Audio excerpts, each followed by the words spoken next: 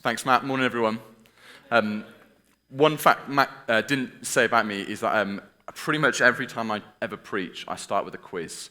And again, we've got a quiz this morning. So get you into it. We're in this series on Encounter, Deeper and Wider, and we're looking at this story of a guy called Barnabus. But before we get there, a little quiz for us.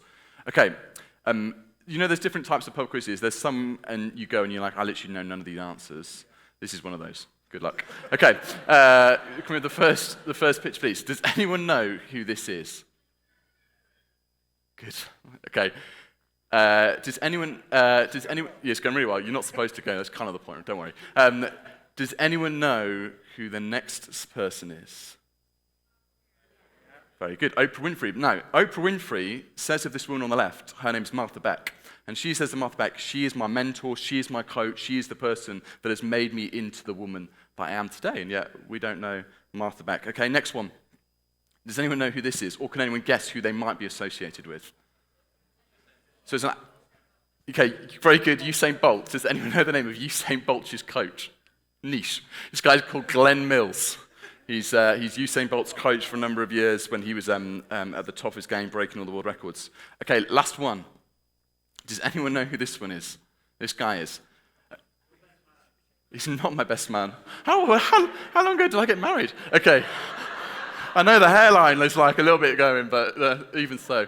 Okay, he's associated to a musical group. They released a single this week. The Beatles. This is Brian Epstein. He's the manager of the Beatles and brought them together, created the Fab Four. Okay, last one. Does anyone know who this is? Okay, someone from the Bible. Very good. Okay, let's go to the next one. Okay, there's two guys here. The guy on the right is the Apostle Paul. This great hero of the Christian faith, this guy that we know loads about. He wrote a huge swathe of the New Testament. He's kind of the big leader in the early church. And the guy on the left is the guy that we're looking at today, a guy called Barnabas. And see, Barnabas, like Martha Beck, Glenn Mills, and Brian Epstein, came alongside someone, celebrated them, encouraged them, supported them, and was less concerned with everyone in the room knowing who he was, but actually was concerned with encouraging others, serving others, and joining in the mission of God. And so what we're going to spend a little bit of time dropping into, to start with, different points in Barnabas' story. And we'll see that his perspective is shifted from being about him to being about encouraging others, joining God's mission. And then we're going to think, how do we live a life like that? How do we live a life of encouragement and generosity where it's not all about us? So we find the stories of this guy Barnabas in the book of Acts. It's a book in the New Testament that tells the story of the growth of the early church, the movement of the first Christians. And we first come across this guy Barnabas in Acts chapter 4. So it'll be up on the screen if you've got your Bibles. In Acts chapter 4. All the believers were in one heart and mind. No one claimed that any of their possessions were their own, but shared everything they had. With great power, the apostles continued to testify to the resurrection of the Lord Jesus. And God's grace was so powerfully at work in them all that there were no needy persons among them. From time to time, those who owned land or houses sold them. They brought the money from the sales and put it at the apostles' feet, and it was distributed to anyone who had need. So the writer Luke gives this wonderful description of the early church. It's full of generosity. They're sharing what they have. It's making an impact on the poor and disadvantaged in the community. And there's a real sense of unity and encouragement. They're of one heart and one mind. And then Luke goes on to give a little description of kind of an example of someone who really embodied this type of living. Joseph, a Levite from Cyprus, who the apostles called Barnabas, which means son of encouragement. He sold a field he owned and brought the money and put it at the apostles' feet. So this guy, Joseph, gets this nickname Barnabas, meaning son of encouragement. And he takes what he has, a field, not an insignificant asset in the ancient world, and he gives it away. He gives it to the apostles, which is the early church leaders, and gives it so that they can distribute it to those in need. But we see it's not just a one-off event for Barnabas. It's not just this thing that he does once, but actually he started to pick up a bit of a reputation. It's a habit that he's into of encouraging others, being generous with what he has, sharing, looking to the needs of others. So much so that he picks up this wonderful nickname, Barnabas, which means son of encouragement. And so the story of the church moves on in Acts, there's things going on, stuff's taking place, and actually the story that Rich told us last week of this guy Saul, who's also known as Paul, he undergoes this remarkable transformation. He goes from being someone who was kind of killing Christians, this is the story we looked at last week, to encountering Jesus, having his life transformed, and he starts to join in with the early Christian movement. But understandably, the other Christians are a little bit skeptical of Paul. And so in Acts chapter 9, when Saul, came to Jerusalem, he tried to join the disciples. So Saul, undergone a remarkable transformation, joins in, but they're all a bit afraid of him, not believing that he was really a disciple. So Saul's trying to join in, but they're not sure. So what happens? Barnabas took him and brought him to the apostles. He told them how Saul on his journey had seen the Lord, that God had spoken to him, and how in Damascus he had preached fearlessly in the name of Jesus. So Saul stayed with them and moved about freely in Jerusalem, speaking boldly in the name of the Lord. This son of encouragement, Barnabas, when he appears in the story, his role is not to promote himself, but is instead to look to encourage and support others, even those who kind of previously had kind of been against him, Saul. And so the story goes on. Him and Saul, they start to do things together. They start to join in mission together. Barnabas becomes this companion and friend of Paul. And Paul's the great hero of the Christian faith. And yet Barnabas is there, encouraging him, backing him, supporting him along the way. Two little quick more stories. Acts chapter 11. The church is growing, and particularly in this place called Antioch. And so the early church leaders, they hear about this. It says news of this kind of growth of the early church reached Jerusalem. And what do they do? Who do they decide to send along to encourage and support? Barnabas. Of course it's Barnabas. So they sent Barnabas to Antioch. And when he arrived and saw what the grace of God had done, he was glad and encouraged. And he encouraged them all to remain true to the Lord with all their hearts. He was a good man, full of the Holy Spirit and faith, and a great number of people were brought to the Lord. See, again, every time Barnabas pops up in the story, he's doing the same thing. You see, he comes along and he recognizes, he doesn't say, oh, they put me in charge of this growing church. This is good news, isn't it? What can I get out of this? What's my reputation? How's my reputation going to be enhanced? Instead, he says, it's all God's grace. He recognizes that it's God's grace. He rejoices in it, and he begins to encourage them. Keep going. You're doing really well. Encouraging them in their faith. And again, not concerned with getting all the credit for himself, he thinks, actually, I can bring Saul along here. He can be of support. And so he goes to, then Barnabas went to Tarsus to look for Saul, and when he found him, he brought him to Antioch. And so for a whole year, Barnabas and Saul met with the church and taught great numbers of people. The disciples were first called Christians at Antioch. A little fun fact for you there. Barnabas brings Saul along and says, you'll be great here. Let me encourage you to help support this church in Antioch. Final story. Acts chapter 15. The story goes on. Paul and Barnabas have been doing some stuff together. But then they start to have this falling out. And we read about it in Acts chapter 15. Sometime later, Paul said to Barnabas, let's go back and visit all the believers in the town where we preach the word of the Lord and see how they're doing. But what happens is Barnabas has got this kind of different perspective. He said, well, let's do that, but let's take John, also called Mark, with them, the person that we think wrote the book of Mark, the Gospel of Mark. But Paul did not think it was wise to take him because he had deserted them in Pamphylia and had not continued with them in the work. They had such a sharp disagreement that they parted company. Barnabas took Mark and sailed for Cyprus, but Paul chose Silas and left. So it's a slightly funny story because, again, we think of Paul as this great hero, but there's this point where him and Barnabas kind of fall out. Because Barnabas says, I know John Mark, we don't know loads about it, but he seems to have abandoned them, dropped the ball in some way in their previous mission. And yet Barnabas, this son of encouragement, says, no, I'm going to keep supporting this guy. I'm going to give him a second chance. I think my role isn't to kind of do what I want, but is instead to encourage and support others. And so he gives John Mark this second chance. What do we see in these kind of little stories that we get little stories? Barnabas pops up in the story of the early church. And at every time, we see someone who's generous, even when it costs him. We see someone who's encouraging others, even when it means he's going to fade into the background. Who's less concerned with himself, his success, his reputation, than encouraging and supporting others. And who's someone who's prepared to give other people a second chance, even when other people aren't so sure. You see, ultimately, what do we see in the story of Barnabas? We see someone who has encountered Jesus and who understands that Christian discipleship, following Jesus, means recognizing that it's not all about me. It's not all about me and my reputation, what I can get. Instead, it's about service, generosity, and encouragement of others. I don't know whether you saw this week the M&S advert, the M&S Christmas advert kind of caused a bit of controversy for a couple of reasons. One of which was there was some issue around the colours and the Palestinian flag, and don't worry, we're not going to go there this morning.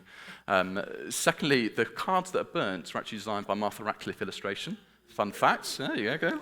There you go. And third reason is it told a little story about what Christmas is all about. So if we could have the M&S advert up, that'd be great, if you've not seen it.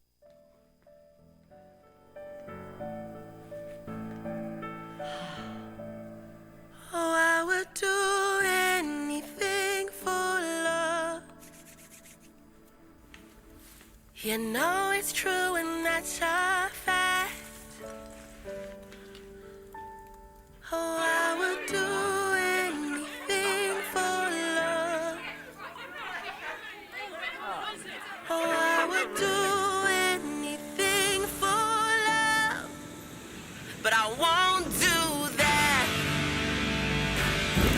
No, I won't do that. I would do anything for love, anything you've been dreaming of, but I just won't do that. No, no, I just won't do that.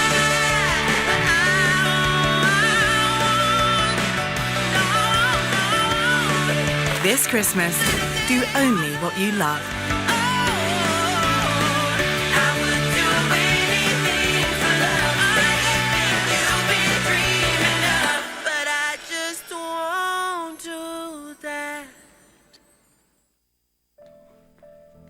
Let's not watch it again. Thanks, Rosie. See, behind that advert, do you notice the tagline at the end? This Christmas, do only what you love. And see, behind that is this idea that actually it's all about you. Even Christmas, it's actually just really about you, what you can get out of it. And this narrative, it's all about you. Do only what you love. Do you. Is actually really kind of pervasive within our kind of contemporary Western British culture. But actually, I want to suggest to you that actually it's not just a kind of a cultural thing, but actually the humanity has this kind of default tend towards the self. It kind of, across cultures, across time and history, humanity tends to kind of look inwards. Martin Luther, a kind of Christian writer writing 500 years ago, he had this phrase that the self, the human being, the self is curved in on itself. That we're created for relationship with God and relationship with others, and yet our default tendency, because of what the Bible calls sin, curves in on itself, and we start to make it all about me, what I can get out of it.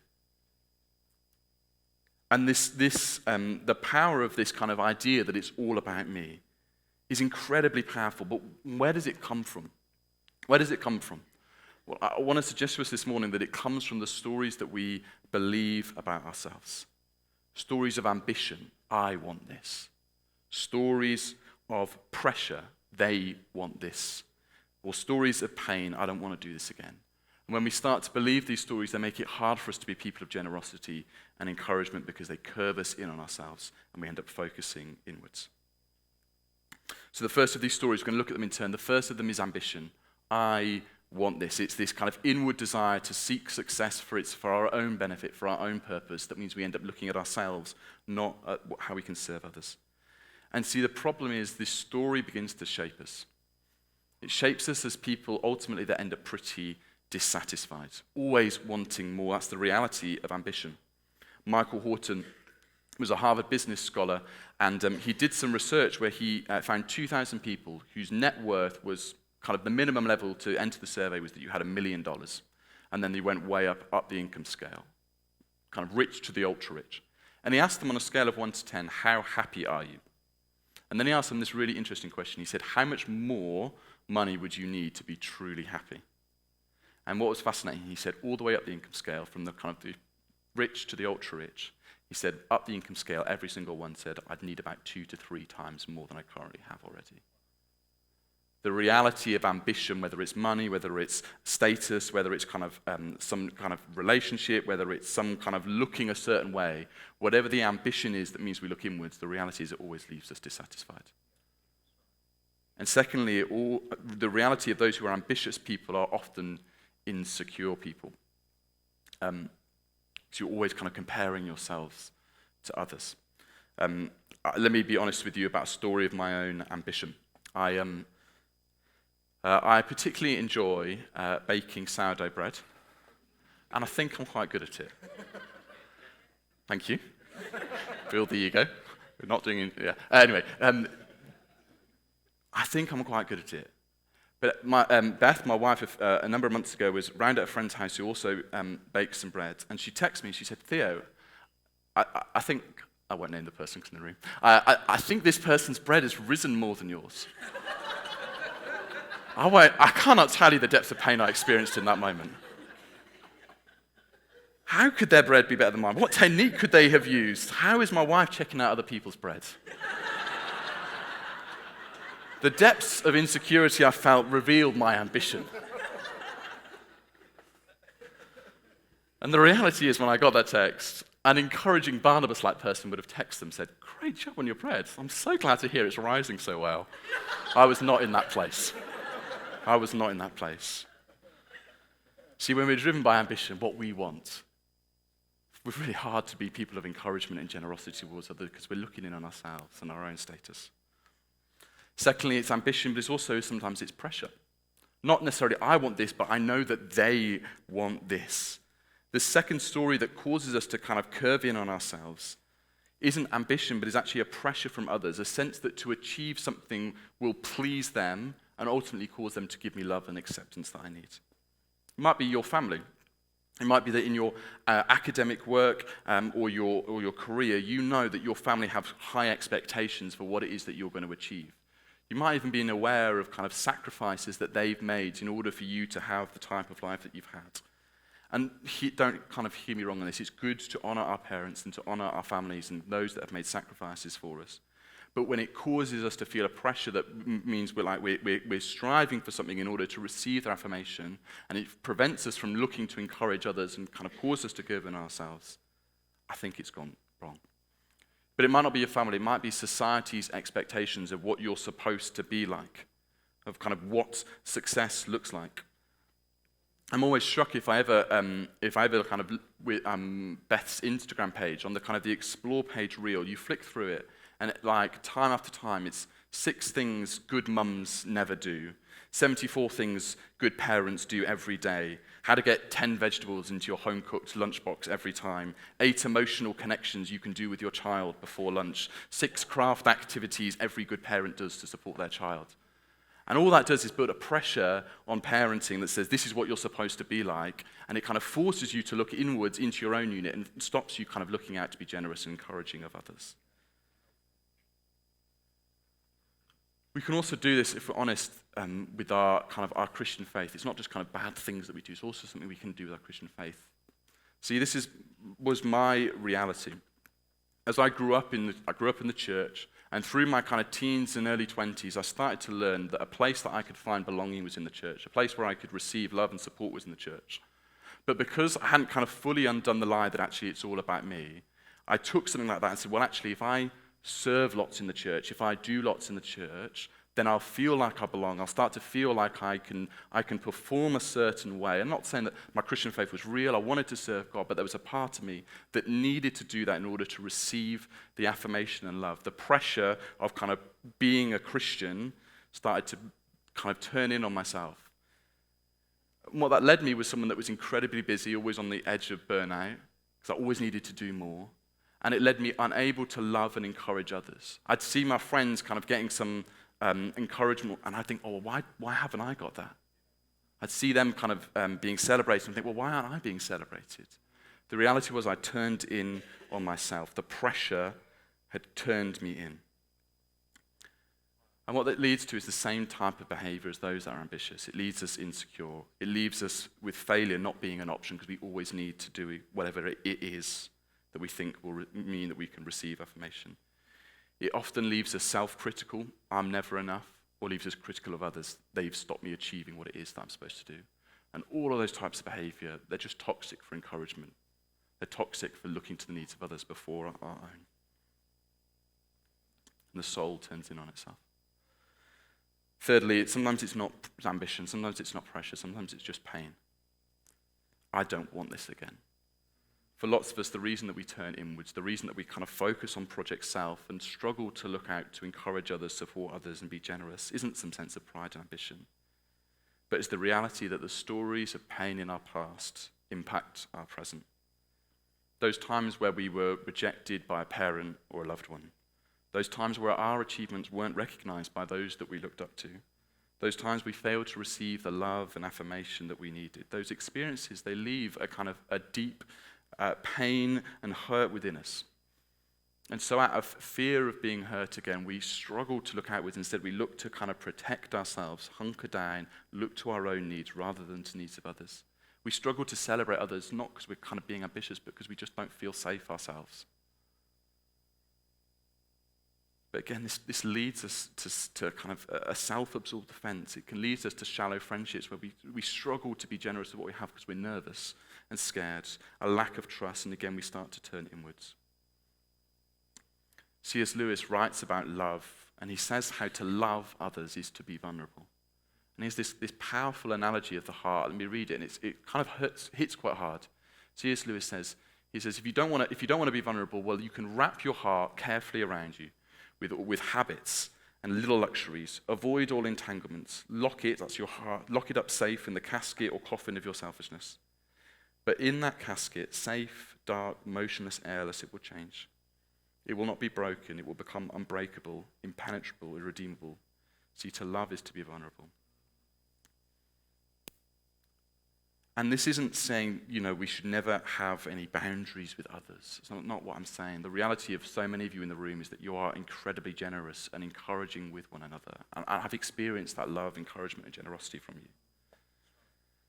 But there is a call for the Christian to look not to their own needs, but to look to the needs of others, to look to be generous and encourage.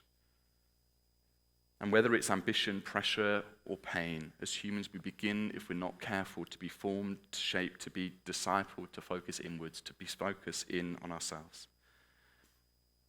And yet, let's just come back to the story of Barnabas. In Barnabas, we see a different set of stories. See, Barnabas is someone who has encountered Jesus, who's exposed the stories, the lies that kind of sit within that make it all about me, my success, my achievements. And as he encounters Jesus, he's changed, and he's given a new set of stories to live by.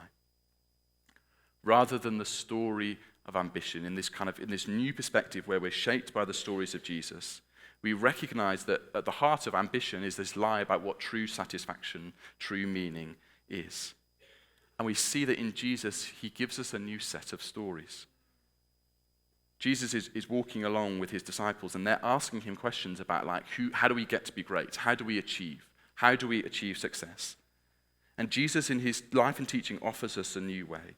In Mark chapter 10, he says, other people might look to get what they can out of it, but not so with you. He said, instead, whoever wants to be great amongst you must be a servant. Whoever wants to be first must be a slave of all. And then he gives an example of his own life.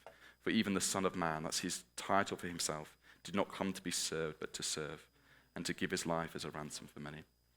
The example of Jesus is the one that says that true life, true satisfaction, true success is found in service and love of others, encouraging others and seeing them flourish. To be a Jesus follower is to follow a different story, to hear a new story, that to be those who are great are those who serve. When it comes to pressure, the lie that we begin to tell ourselves is that what we need to do is we need to achieve something in order for them to give us love and acceptance. And yet the story of Jesus, again, starts to undo that story for us and give us a new narrative. Jesus, at his baptism, before he begins his ministry, Jesus goes to be baptized and he hears God speak to him from heaven. He says, "This is my son whom I love, with whom I'm well pleased." See, the Jesus story is one before he achieves anything on earth, before he kind of does his ministry, before he goes to the cross. He hears words of affirmation and love. You are my son, whom I love, and whom I'm well pleased. And the promise is for us as children of God, those of you who kind of call yourself a Christian, if you're following Christ, the promise is that as you come to encounter him today, we get to know that same love and affirmation from the Father. Not based on our efforts, not based on our successes, not based on whether we meet the expectation of our family, of our society, of our bosses at work, or the latest Instagram reel. The promise is love and affirmation, to know that you are truly loved before you do anything. Releases you to start to encourage and celebrate others because you know that you've got all the affirmation and love you need. Rather than the pain of our past, in Jesus, we get to experience the healing love to open up again. Just before his death, before he goes to the cross, Jesus again is speaking to his followers about being people that come follow him. And he says this, I've told you this so that my joy may be in you and your joy may be complete. My command is this, love each other as I have loved you. Greater love has no one this than to lay down one's life for their friends. Hear that? Love one another. Encourage one another, serve one another, as I have loved you, as I have encouraged you, as I have served you. See, as we begin to open ourselves up to the love of Jesus, begin to encounter him afresh, the pain of our past is healed by Christ's love, so that we are able to serve one another in vulnerability and love again. So that in C.S. Lewis' words, we are able to kind of open the casket of our hearts again in encouragement and generosity and love. To imitate the one who laid down his life for us so that we can lay down our lives for one another. And that's why Barnabas is able to give John Mark a second chance, because he knows that the pain of his past has been healed by Christ. And doesn't mean bad boundaries, but it does mean an openness to forgiveness and love again, to open ourselves up to others. So there we go, and we recognize the stories that we currently believe of ambition or pressure or pain. And we encounter in Jesus new stories of love and service, love without condition, healing from our past, joy and service. But how do we undergo this change? Let me tell you a story of someone that for me embodied something of Barnabas. My best friend growing up, a guy who used to come to church, a guy called Mike Rudge. His granny, Granny Patsy, whenever you kind of saw her, you experienced something of love. You experienced something of encouragement. Like you'd walk into a house and she might have been kind of busy doing something else. And she would just the beam of smile would be on her face. She'd welcome you and she'd give you a hug. She'd sit down and talk to you about your day and you'd feel a sense of love and encouragement. And where did that come from Patsy? Did she just kind of wake up one day and suddenly find herself an encouraging person?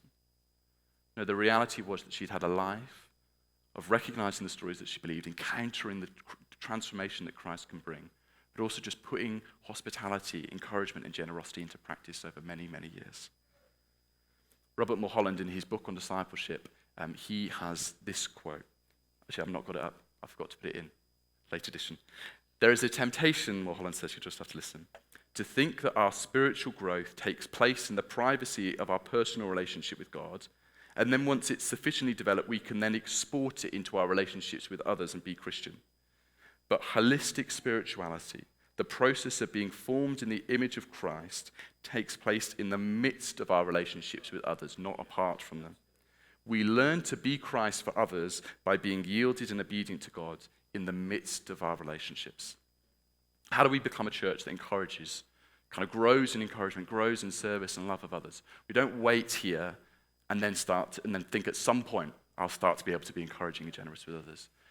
We do it on the way and we encounter the stories of God changing and transforming us as we put it into practice, as we kind of join in with God in the kind of the everyday muddiness and messiness of life, trying to learn to serve and encourage others.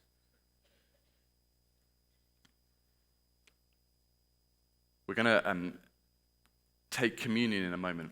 And often, again, we make communion about us and our relationship with God, and absolutely that's there. Communion is a meal that is given to us by Jesus, just after that story we read. It's a meal that reminds us of all that Jesus has done for us. That the bread represents his body.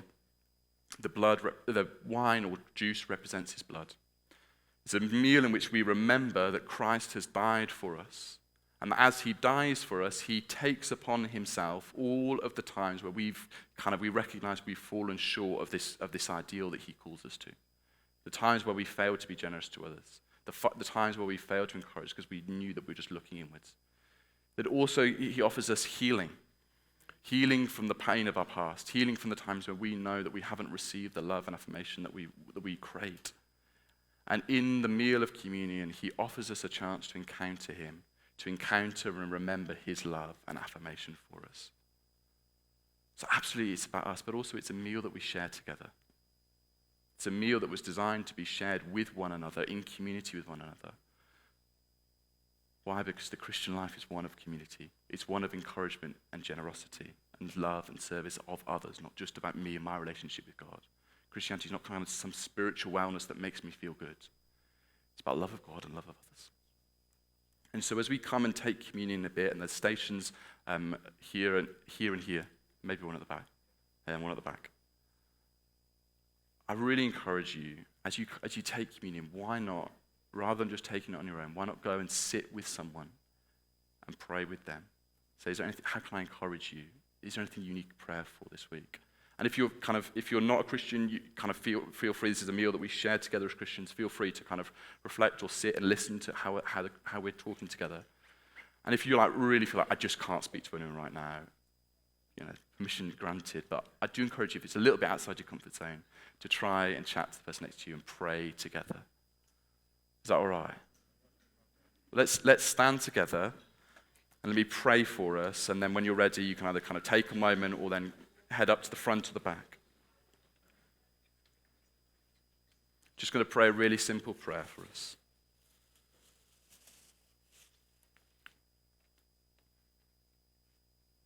Lord, would you show me your love and affirmation for me? Lord, would you heal the pain of my past? Lord, would you teach me to love like you have loved me? Would I take the love I have received, the encouragement and service that I have received from you, and would I live a life of generosity, of encouragement and service of others? Amen.